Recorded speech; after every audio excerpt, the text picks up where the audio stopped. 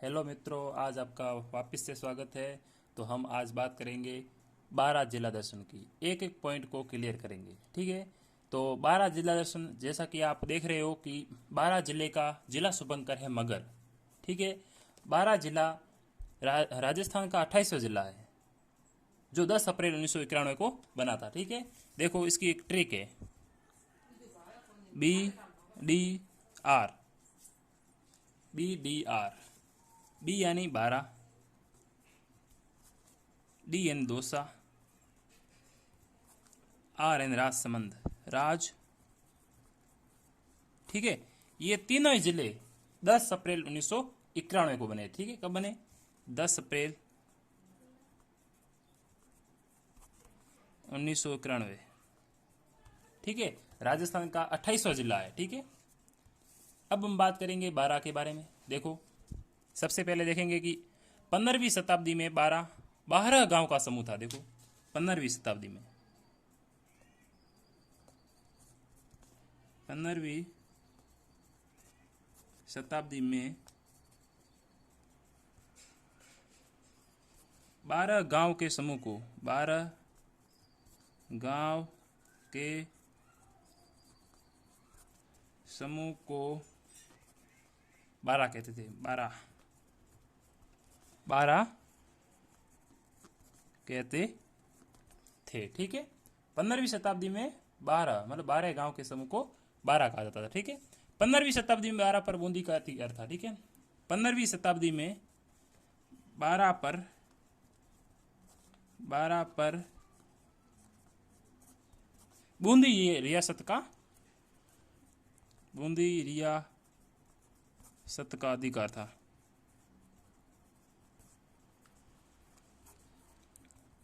हम कह सकते हैं कि जब 15वीं शताब्दी में 12 पर बूंदी रियासत का कब्जा था, ठीक है। आगे हम बात करेंगे कि यह 10 अप्रैल 1991 को, देख लो आप, 10 अप्रैल 1991 को राज्य का 28वां जिला बना। राज्य का 28वां जिला बना, ठीक है। जैसे कि हमने पहले बात की है, BDR ये 12 28वां, दौसा 29वां और राजसमंद 30वां। ये तीनों देखो एक ही डेट को मिले बने हैं, ठीक है। 10 अप्रैल 1991 को राज्य का 28वां जिला बना, ठीक है। 12 जिले को वराह नगरी कहते हैं। देखो, वराह नगरी, वराह नगरी, 12 जिले को वराह नगरी कहते हैं, ठीक है। आगे हम बात करेंगे 12 जिले के बारे में, कला एवं संस्कृति के बारे में, ठीक है। तो सबसे पहले हम बात करेंगे शेरगढ़ दुर्ग। शेरगढ़ दुर्ग,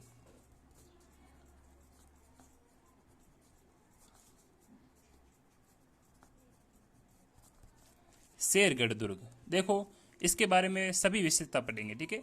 तो शेरगढ़ दुर्ग, सबसे पहले बात करेंगे कि परवन नदी के किनारे है। परवन नदी के किनारे,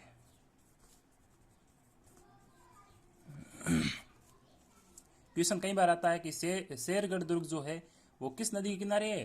परवन नदी के किनारे है। कहां पर है? 12 में, ठीक है। आगे हम बात करेंगे, शेरगढ़ दुर्ग को कोषवर्धन दुर्ग कहते हैं। शेरगढ़ दुर्ग का अन्य नाम है कोषवर्धन दुर्ग, कोषवर्धन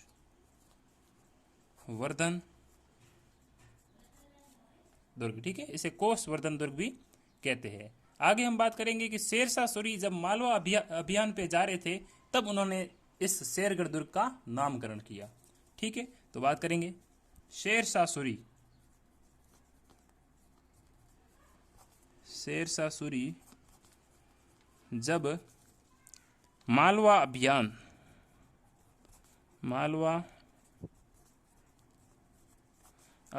पर जा रहे थे, तब उन्होंने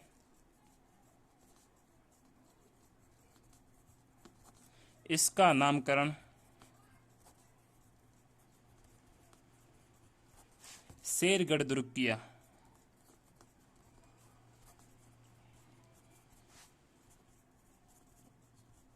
ओके, अगली बात करेंगे कि शेरगढ़ दुर्ग भामती पहाड़ी पर है। क्वेश्चन कई बार आता है। ये रहा शेरगढ़ दुर्ग,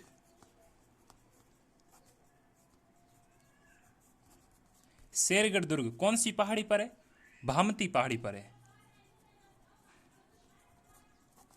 भामती पहाड़ी पर। ये क्वेश्चन कई बार आया हुआ है कि शेरगढ़ दुर्ग किस पहाड़ी पर स्थित है? तो भामती पहाड़ी पर स्थित है। आगे हम बात करेंगे शाहबाद दुर्ग के बारे में। शाहबाद दुर्ग के बारे में, ठीक है। इसका निर्माण चौहान राजा मणिमुकुट देव ने मुकुंदरा पहाड़ी पर करवाया। देखो, सबसे पहले बात करेंगे निर्माण कराया आपके चौहान राजा थे, चौहान राजा मणिमुकुट देव,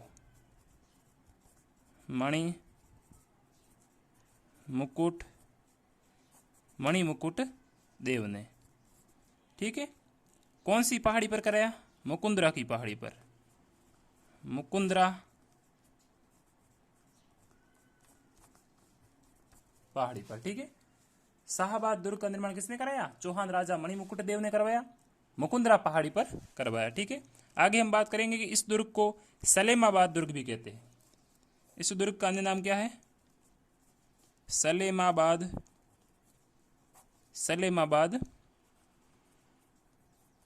दुर्ग, ओके। इस दुर्ग को सलेमाबाद दुर्ग भी कहते हैं। किस दुर्ग को? शाहबाज दुर्ग को। आगे हम बात करेंगे कि यह दुर्ग बादशाह औरंगजेब का विश्राम स्थल था, ठीक है। यहाँ पे औरंगजेब भी ठहरे थे, ठीक है। इस दुर्ग में नवल बांध तोप रखी हुई है, याद रखना। शाहबाज दुर्ग 12 में कौन सी दुर्ग? नवल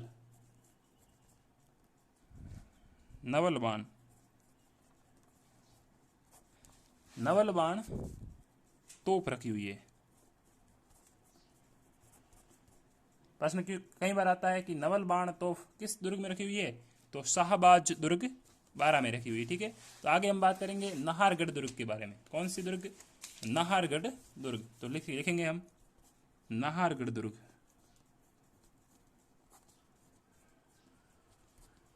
नाहरगढ़ दुर्ग, ठीक है। औरंगजेब के काल में मुक्तामन द्वारा बनाई गई।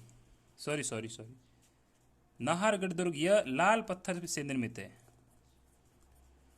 लाल पत्थर से निर्मित, ठीक है। यह दिल्ली के लाल किले की तर्ज पर बनाया गया। यह लाल किला कौन सा? दिल्ली वाला। दिल्ली के लाल किले की तर्ज पर बनाया गया, ओके। आगे हम बात करेंगे जामा मस्जिद, शाहबाद 12 की जामा मस्जिद।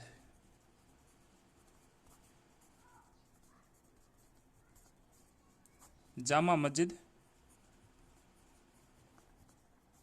शाहबाद 12। जामा मस्जिद कहाँ पर है? शाहबाद 12 में है, ठीक है। यह राजस्थान की सबसे बड़ी मस्जिद है, राज्य की सबसे बड़ी मस्जिद, ठीक है। इसका निर्माण मुक्तामन द्वारा करवाया गया। निर्माण मुक्तामन द्वारा। मुक्तामन ये औरंगजेब के काल में हुए। औरंगजेब के काल में थे मुक्तामन, जिन्होंने जामा मस्जिद 12 का निर्माण करवाया, ठीक है। अब नेक नाम बाबा की दरगाह, यह भी 12 में है। अब हम बात करेंगे नेक नाम बाबा की दरगाह, बाबा की, यह भी आपके 12 में है, ठीक है। आगे बात करेंगे भंड देवरा का शिव मंदिर। बंड देवरा का शिव मंदिर। ठीक है, ये भी आपके 12 में है। ठीक है, इसके बारे में विशेषता देखेंगे। बंड देवरा का शिव मंदिर, सबसे पहली विशेषता, बंड देवरा के शिव मंदिर को हाड़ौती का खजुराहो कहते हैं। हाड़ौती का खजुराहो, हाड़ौती का खजुराहो कहते हैं। ठीक है, दूसरी बात, वह राजस्थान का मिनी खजुराहो कहते हैं। दूसरी विशेषता है राजस्थान का मिनी खजुराहो। बंड देवरा का शिव मंदिर को दूसरी विशेषता इसकी है कि राजस्थान का मिनी खजुराहो, राजस्थान का मिनी खजुराहो। ठीक है, आगे बात करेंगे। हम बात कर रहे थे बंड देवरा के मंदिर के बारे में। ठीक है, तो हम बात करेंगे बंड देवरा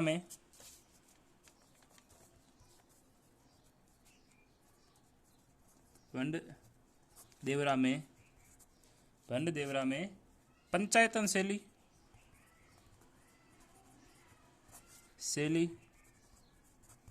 व खजुराहो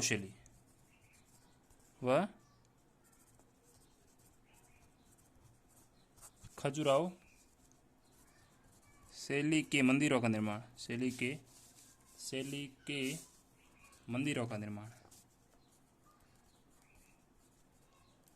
मंदिरों का निर्माण राजा मलय वर्मा द्वारा,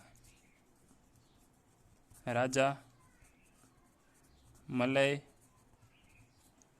वर्मा द्वारा 10वीं सदी में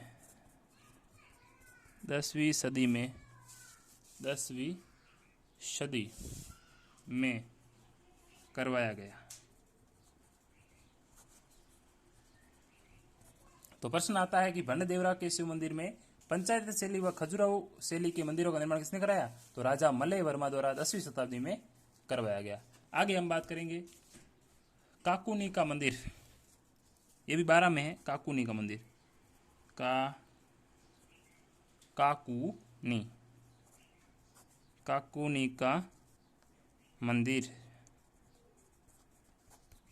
का मंदिर। ठीक है, इसके बारे में विशेषता देखेंगे। यह 108 मंदिरों का समूह है। 108 मंदिरों का समूह है। 108 मंदिरों का समूह है। ठीक है, काकुनी का मंदिर। ठीक है, आगे हम बात करेंगे गढ़गच्छ शिवालय। कौन सा? गढ़गच्छ शिवालय। ये भी कहां पर है? 12 में है। महत्वपूर्ण बात थी। लक्ष्मी नारायण का मंदिर, ये भी 12 में है।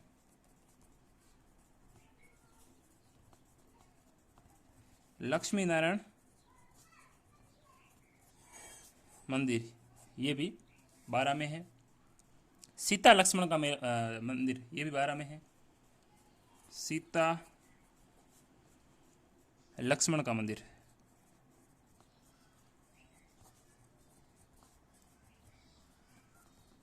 ये कहां पर है? सीताबाड़ी 12 में है। सीताबाड़ी 12 में। ठीक है, सीता लक्ष्मण का मंदिर। आगे बात करेंगे कि वाल्मीकि का आश्रम,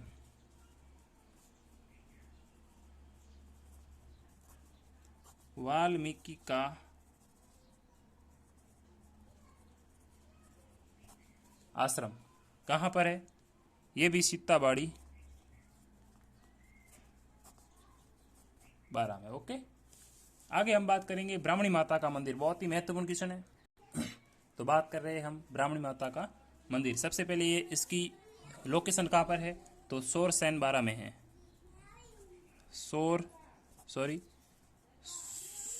सोरसेन 12 में है। ओके, आगे बात करेंगे, इसे गुफा मंदिर भी कहते हैं। इसे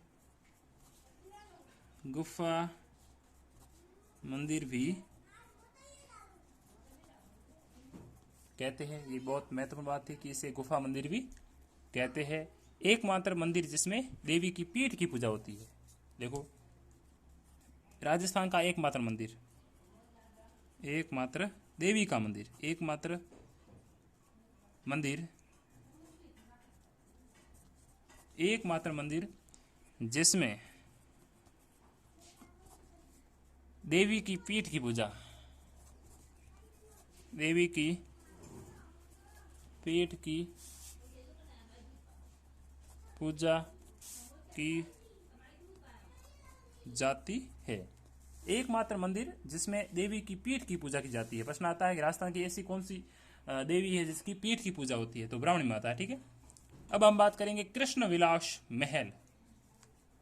ये भी 12 में है। कृष्ण विलास महल, ये भी आपके 12 में। ठीक है, आगे बात करेंगे डोल उत्सव। 12 का सबसे महत्वपूर्ण उत्सव है डोल उत्सव, या जिसे कहते हैं श्री जी का मेला। श्री जी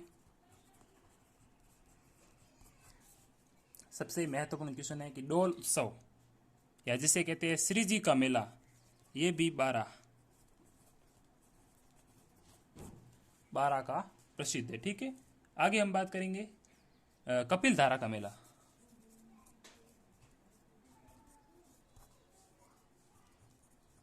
कपिल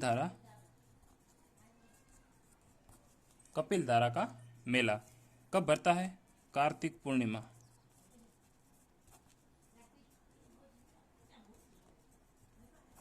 ठीक है, कार्तिक पूर्णिमा को भरता है।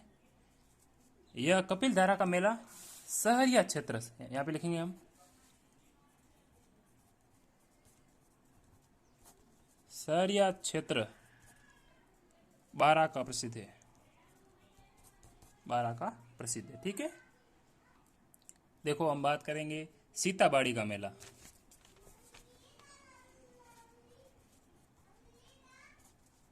सीताबाड़ी का मेला कहाँ पर भरता है? सीताबाड़ी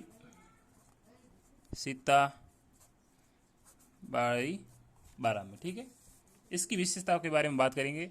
सबसे पहले यह मेला सहरिया जनजाति का कुंभ मेला है। देखो, सहरिया जनजाति का कुंभ, सहरिया जनजाति का कुंभ कहलाता है। ठीक है, दूसरी बात करेंगे, यह मेला ज्येष्ठ अमावस्या को भरता है। ठीक है, कब भरता है? ज्येष्ठ अमावस्या को भरता होगी। दूसरी बात होगी, ज्येष्ठ अमावस्या को यह मेला भरता है। ठीक है, आगे बात करेंगे कि यहाँ लव कुश की जन्म स्थली है। बोले तो सीताबाड़ी का मेला यहाँ पर लव कुश की जन्म स्थली है। यहाँ पे लव कुश का जन्म हुआ था। तो बात करेंगे लव कुश की जन्म स्थली, लव कुश की जन्म स्थली है। ठीक है, तो आगे बात करेंगे, यह हाड़ौती क्षेत्र का सबसे बड़ा रंगीन मेला है। क्वेश्चन आता है कि हाड़ौती क्षेत्र का सबसे बड़ा रंगीन मेला कौन सा है? तो वो है सीताबाड़ी का मेला 12। यह हाड़ौती क्षेत्र का सबसे बड़ा रंगीन मेला है। राजस्थान का सबसे बड़ा रंगीन मेले की बात की जाए तो वह पुष्कर का मेला। ठीक है, तो हम बात करेंगे कि हाड़ौती का सबसे बड़ा रंगीन मेला, हाड़ौती का सबसे बड़ा रंगीन मेला। ओके, आगे बात करेंगे, 2 क्षेत्र है। देखो, कुछ पुरातात्विक स्थल है। देखो, पहला है रेला वन और दूसरा है दुगेरी।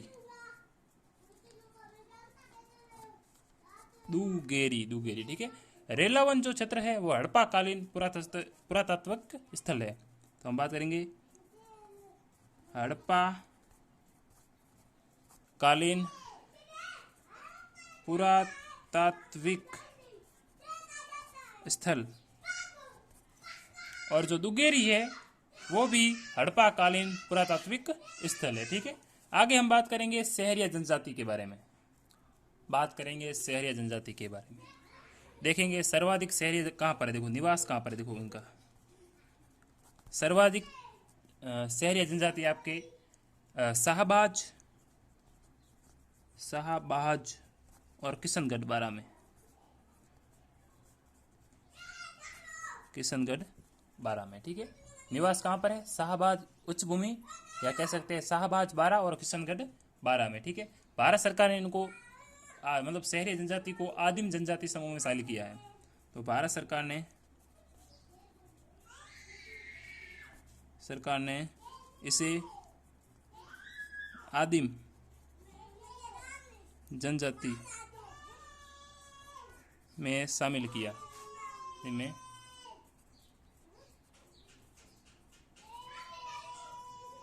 शामिल किया है। ओके, आगे बात करेंगे कि सहरिया जनजाति का गांव कहलाता, देखो सहरिया जनजाति का गांव कहलाता है सहरोल, और गांव का मुखिया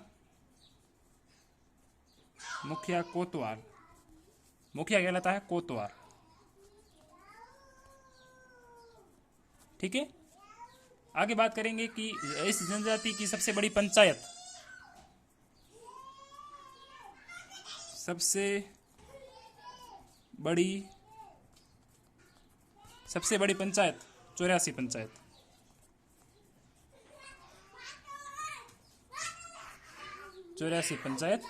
है। बहुत ही महत्वपूर्ण क्वेश्चन था। ठीक है, आगे बात करेंगे सहरिया जनजाति का प्रमुख नृत्य शिकारी और लहंगा। सहरिया जनजाति के नृत्य में बात करें तो पहला है शिकारी, दूसरा है लहंगा।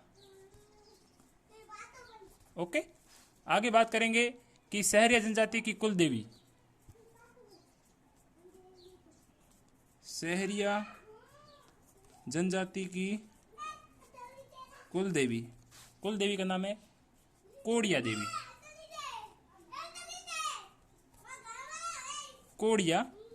देवी। ठीक है, सहरिया जनजाति तेजाजी को अपना आराध्य देव मानते हैं। ये क्वेश्चन आरएस में आया हुआ था, मतलब हर एग्जाम में आता है कि तेजाजी का संबंध किस जनजाति से है, तो सहरिया जनजाति। देखो यह सहरिया जनजाति तेजाजी को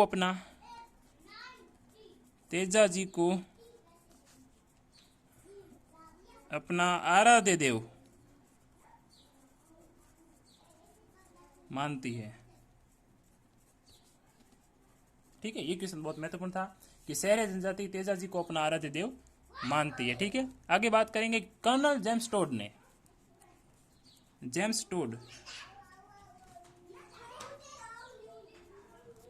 टोड ने इनको भोली जनजाति कहा है, और कहा है कि इनको आप एक रोटी दे दो कि सहरिया को एक रोटी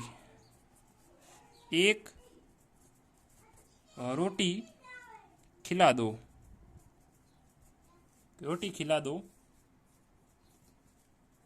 वह आपको जीवन भर याद रखेंगे।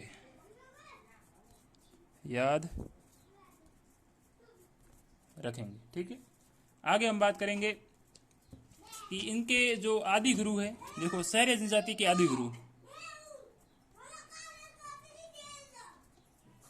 आदि गुरु वाल्मीकि जी थे। ठीक है, वाल्मीकि। सहरिया जनजाति के लोग अपने जो आदि गुरु मानते हैं वो वाल्मीकि को मानते हैं। ठीक है, अब बात करेंगे कि इनकी बस्ती को सहराना और घर को टापरी कहते हैं। ठीक है, इनकी बस्ती, और दूसरी बात करेंगे इसके घर के बारे में। तो सहरिया जनजाति की जो बस्ती है उस बस्ती को कहते हैं सहराना।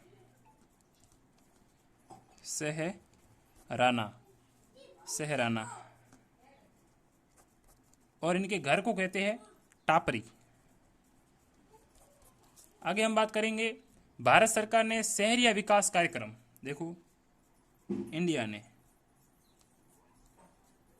इंडिया आप मान सकते हो, इंडिया मतलब भारत सरकार ने, भारत सरकार ने 1977-78 में 1977-78 में शहरिया विकास कार्यक्रम चलाया। शहरिया विकास कार्यक्रम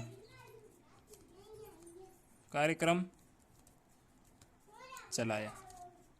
ठीक है, अब बात करेंगे अटरू बारा की धनुष लीला। देखो बात करेंगे अटरू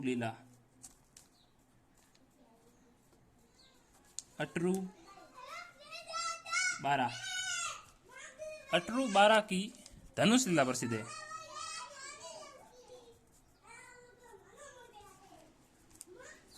अटरू बारा की धनुष लीला प्रसिद्ध है। देखो यहाँ पर क्या है कि जो राम की जो धनुष होती है, मतलब शिव जी की जो धनुष है, उसे राम न तोड़कर जनता द्वारा तोड़ा जाता है, दर्शकों को द्वारा। यहाँ पर धनुष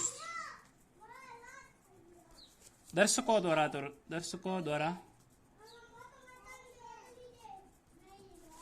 तोड़ा जाता है। ठीक है, तोड़ा जाता है। धनुष कौन तोड़ता है? अटरू बारा की धनुष लीला प्रसिद्ध है, और धनुष दर्शकों द्वारा तोड़ा जाता है, न कि राम द्वारा। ठीक है, मांगरोल बारा की रामलीला 2.5 कड़ी के दोहों के लिए प्रसिद्ध है। मांगरोल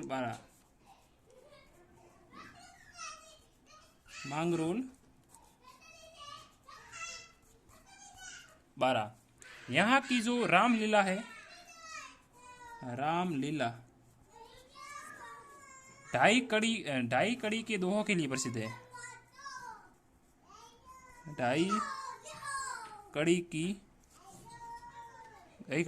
के दोहों के लिए प्रसिद्ध है। दोहों के लिए प्रसिद्ध है।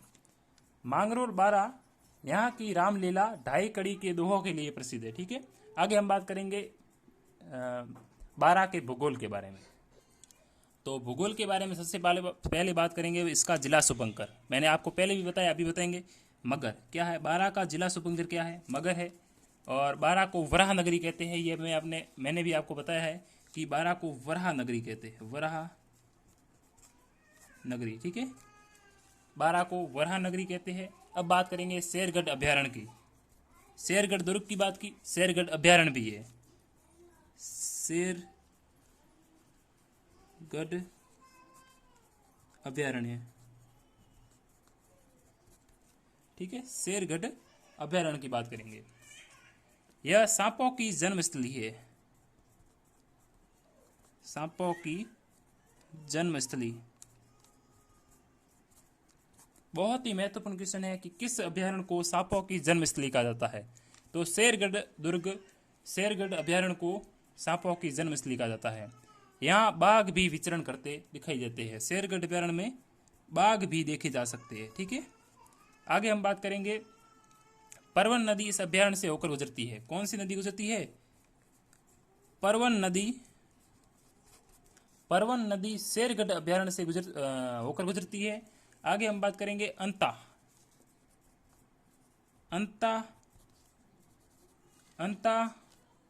विद्युत ताप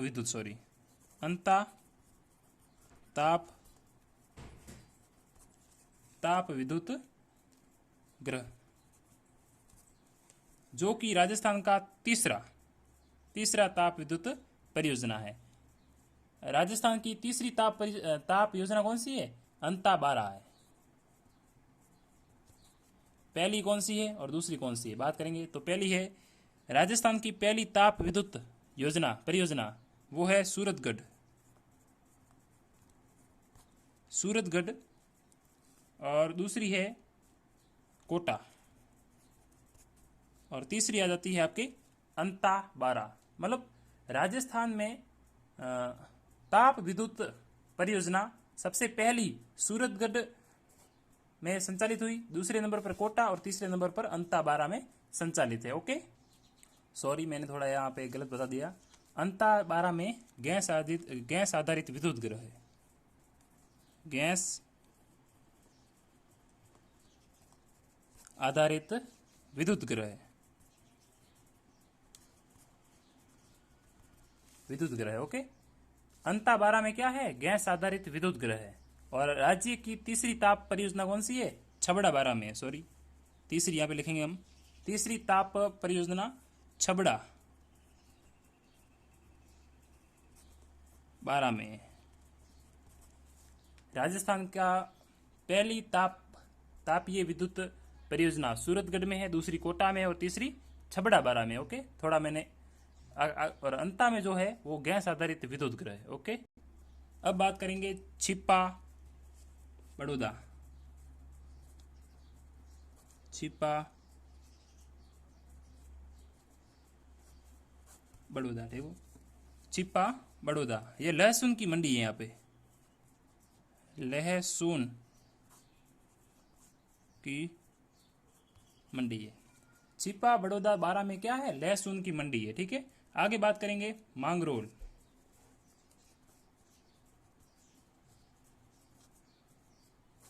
मांगरोल यहां पर सफेद सीमेंट का उत्पादन होता है, सफेद सीमेंट का उत्पादन होता है। ठीक है, मांगरोल बारा में क्या होता है, सफेद सीमेंट का उत्पादन होता है। यह स्थान खादी उत्पादन हेतु प्रसिद्ध है। मांगरोल खादी उत्पादन के लिए प्रसिद्ध है, खादी उत्पादन के लिए प्रसिद्ध है। यह स्थान रंगाई छपाई के लिए भी प्रसिद्ध है। मांगरोल जो है यह रंगाई छपाई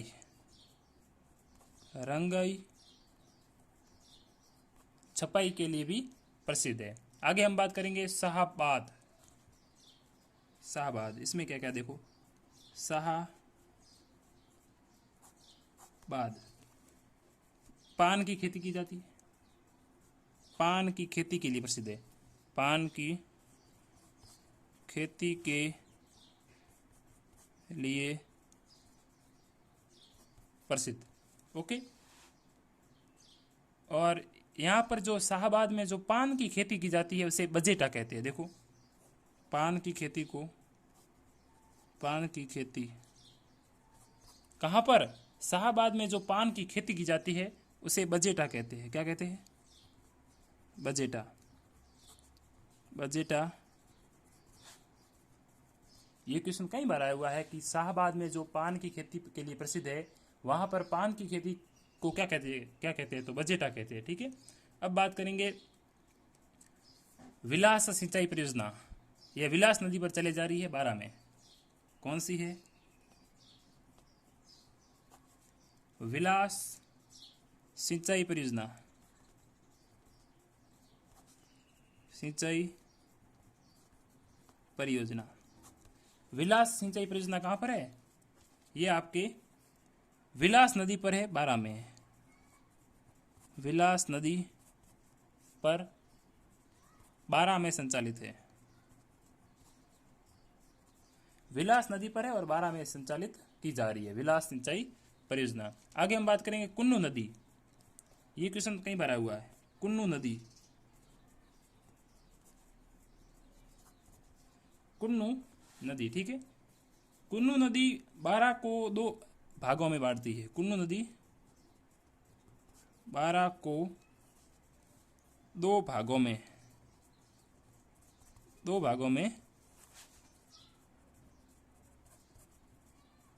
ओके, ये जो कुन्नू नदी है ये बारा को दो भागों में बांटती है। आगे बात करेंगे बाणगंगा नदी, बाणगंगा नदी, बाणगंगा नदी। यह नदी कुन्नू नदी की सहायक नदी है,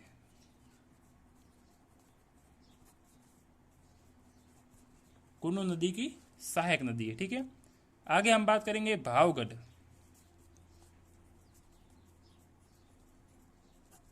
भावगढ़ में राज्य का प्रथम बायोमास संयंत्र स्थापित है, राज्य का प्रथम बायोमास गैस बायोमास संयंत्र बायोमास संयंत्र स्थापित किया जा रहा है, स्थापित किया गया है, स्थापित किया गया है। ओके। सोरसेन 12 गोडावन पक्षी के लिए प्रसिद्ध है।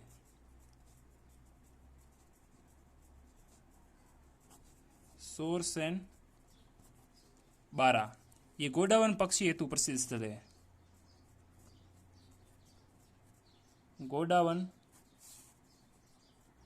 पक्षी के लिए प्रसिद्ध स्थल कौन सा? सोरसेन जो 12 है वह गोडावन पक्षी के लिए प्रसिद्ध स्थल है। सर्वाधिक मसाला उत्पादन जिला 12 में होता है। देखो, सर्वाधिक